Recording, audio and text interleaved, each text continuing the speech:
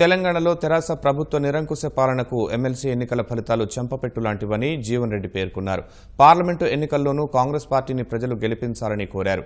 Parliament ఎన్నికల ప్రచారంలో భాగంగా పెద్దపల్లి జిల్లా మంథనిలో జరిగిన కార్యకర్తల సమావేశంలో పాల్గొన్న జీవన్ రెడ్డి ఎమ్మెల్సీ ఎన్నికల్లో తెరాస అభ్యర్థికి 15% ఓట్లు మాత్రమే వచ్చాయని తెలిపారు.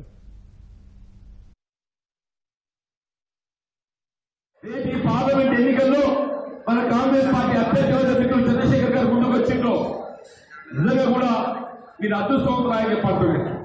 సమస్యలు అంశాలు రైతాంగ అప్పుల ఊపిలో కూరుకుపోతుంటే వారికి అండగా నిలిచే విధంగా మొత్తంగా 2 లక్షల రూపాయలు రుణమాఫీ చేస్తామని చెప్పడమే.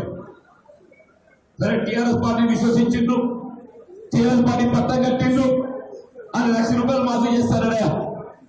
ఏమైనా 1 లక్షల రూపాయలు ఇవాళ ఏమంటాడు, నేను 4 విడతలు చేస్తా అని చెప్పంటాడు. నువ్వు 4 విడతలు చేస్తే ఏమైతే లేయా, అది మిత్తి